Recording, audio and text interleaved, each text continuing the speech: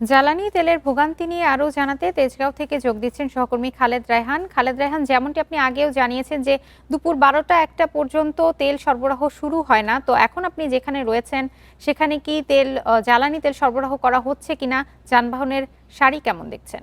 না, প্রতিদিন যেই খবর ছিল আজকেও কিন্তু একই তথ্য যে আজকেও কিন্তু কোনো পাম্পেই জ্বালানির তেল নেই, বিশেষ করে অকটেন এবং ডিজেল এবং পেট্রোল কোনোটিই নেই। আমি এখন যে পাম্পটিতে দাঁড়িয়ে আছি এখানেও একই চিত্র। তারা যেটি বলছেন যে দুপুরের পর 200-র বেশি সার্ভিস ও ফিচারে লেনদেনের সব বিকাশ অ্যাপে সম্ভব। যে ডিপো থেকে গাড়ি সেটি আসবে, আসার পর তারা 1টার পর থেকে তেল দিতে পারবেন এবং সেটিও তারা বড়জোর সন্ধ্যা 7টা বা বড়জোর রাত 8টা পর্যন্ত সরবরাহ করতে পারবেন। এরপর আসলে সেটি সম্ভব হবে না। তার কারণটি হচ্ছে যে পরিমাণে গাড়ির চাপ থাকে তাতে আসলে 6 থেকে 7 ঘন্টার বেশি তারা তেল সরবরাহ করতে পারে না, যার ফলে এই যে অকটেন দেওয়ার যে 4টি স্টেশন রয়েছে 4টি স্টেশনই বন্ধ রয়েছে এবং তার পাশাপাশি ডিজেলের 3টি স্টেশন সেগুলোও কিন্তু বন্ধ রয়েছে। যদিও ডিজেল খানিকটা বেশি সময় জুড়ে তারা দিতে পারেন বলে তারা বলছেন। আরেকটি বিষয় হচ্ছে যে সরকারের পক্ষ থেকে যে বক্তব্য দেওয়া হচ্ছে, পাম্প মালিকদের পক্ষ থেকে যে বক্তব্য দেওয়া হচ্ছে এবং একই সঙ্গে গ্রাহকদের পক্ষ থেকে যে কথা বলা হচ্ছে, তিনটি কিন্তু আসলে একে অপরের বিরুদ্ধে যাওয়ার মতো কথা। তার কারণ হচ্ছে গ্রাহক পর্যায়ে আমরা দেখতে পাচ্ছি যে 5-6 ঘন্টার বেশি তেল পাচ্ছেন না।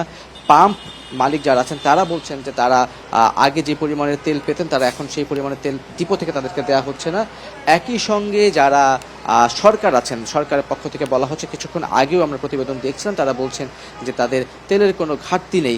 তাহলে এই সংকটটা কেন হলো? তাহলে এই পাম্প মালিকদেরকে ডিপো থেকে কেন পর্যাপ্ত পরিমাণে তেল দেওয়া হলো না? এই ব্যাখ্যাগুলো কিন্তু আসলে এখন পর্যন্ত আসলে কেউ সেভাবে দিচ্ছেন না। তবে সরকার থেকে যে কয়েকটি সিদ্ধান্ত নেওয়া হয়েছিল তার মধ্যে একটি হচ্ছে ট্যাগ অফিসার নিয়োগ। সেটি কিন্তু গতকালকে থেকে বিভিন্ন পাম্পে সেই ট্যাগ অফিসাররা যাচ্ছেন।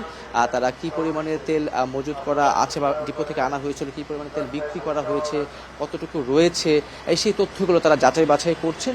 আর যদিও সরকারের পক্ষ থেকে এখন পর্যন্ত কোনো তালিকা কিন্তু গণমাধ্যমকে দেওয়া হয়নি।